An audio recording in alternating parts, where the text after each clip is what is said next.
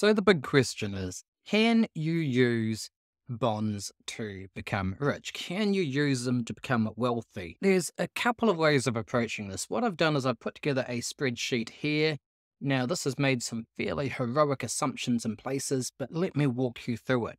Now, I've assumed an annual investment of $5,000. Now, when you think about this, that's only about $100 a week, so I think that's reasonable. Now, the return rate, this is a return rate per annum, and here I've added 8%. So this is equivalent to the coupon rate on the Sachem Capital Baby Bonds SCD that I talked about in a recent video, and you can find the link for that up here. So this, I believe, is a reasonable rate.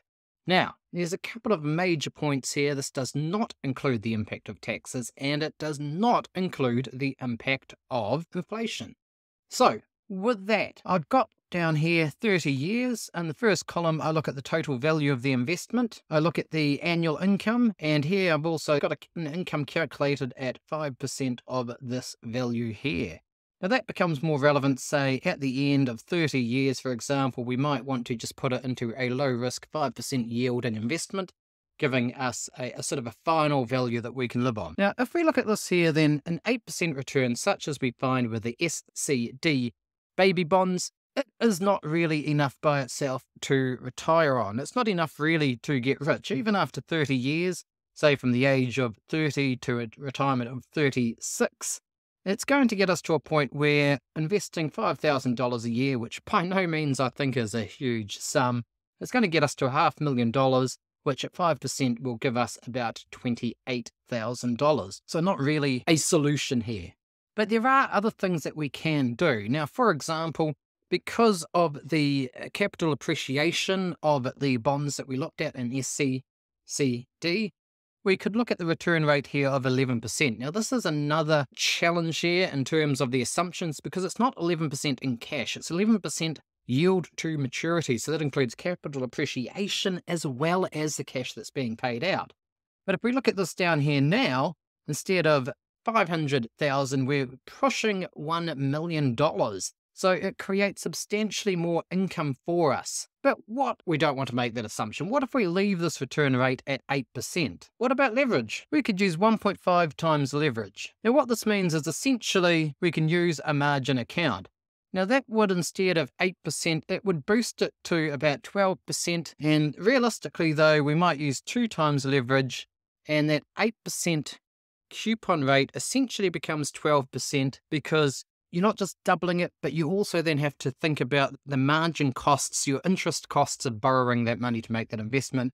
You get a lesser amount because of interest. Now, I'm assuming here as well that the interest is going to be tax deductible because of your investment here. Now, one of the reasons that you might consider using leverage here is because it's a bond, it's going to be relatively more safe. It's not going to be as volatile as a stock. So even though you might be using 2 times leverage, you're not going to probably suffer a catastrophic loss of capital. Now, by no means is this investment advice, and I would certainly not recommend that you rush out there and that you do this. But if we look at this then, a 12% rate of return after 30 years becomes $1.2 million. And even if we stopped using margin at that point, that $1.2 million of value would generate $60,000 of income. Now, that is not, as I said, it is not huge. It is not wealth creating.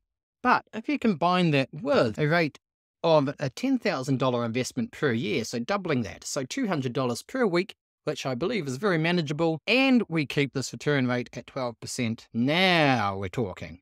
Now we're talking about $2.4 million after 30 years, or the equivalent then of cashing that out, paying off the money that we have borrowed for the margin there, and then we get $120,000 if we put this in an account at 5% interest. Now, of course, what are the benefits of this? Now, the total value here, when we think about it, the total value is going to be including some leverage there. You might want to deleverage, or you might want to shift your investments into a lower income option later on. And so here I've got an income at a very conservative 5% per annum. Now that could, for example, reflect a more investment grade bond investment plan, or it could, for example, reflect an exchange traded fund that's more focused on income.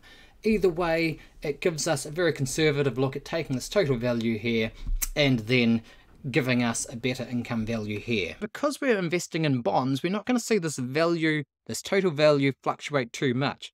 Yes, there is fluctuation in the price of the bonds, but it is not significant, it is not substantial. Now, one of the huge benefits of this is it's not going to cause yourself, your spouse, your partner to worry or to panic very much. And so this total return value is going to be more stable. It is going to be a more reliable value for you, and you're not going to panic sell at the wrong time. Now, this is going to give you the confidence perhaps to boost or increase your annual investment. Now, of course, you could go perhaps and do this for even longer. If you started at 30 and retired at 35, for example, 65, for example, that would be 35 years of compounding between the age of 30 to 65. And that could take you to $4 million total investment. And even if you cashed that out and you paid off all your margin debt, it would still put you on here at about $215,000 of income derived from this $4.3 million.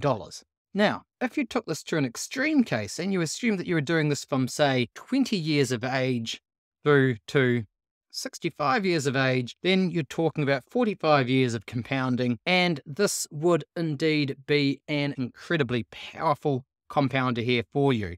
After 45 years of compounding, using 2 times leverage, using 12% cash returns, you would take it to $13.5 million, which after you pay off your margin, after you pay off your debts to get there, will leave you with an income there of a nice $680,000 at 5% income. What do you think? Is it possible to get rich with bonds? This is certainly by no stretch of the imagination a get-rich-quick scheme, my friends. It is instead a slow and plodding way to get there in the end after decades of saving and investing. But one of the big benefits in my mind of using bonds is you can sleep well at night, which is a huge psychological advantage for you. So what do you think? Is this an option that you have considered, or are you taking a different pathway? Hit me up in the comments down below and let me know what you think today.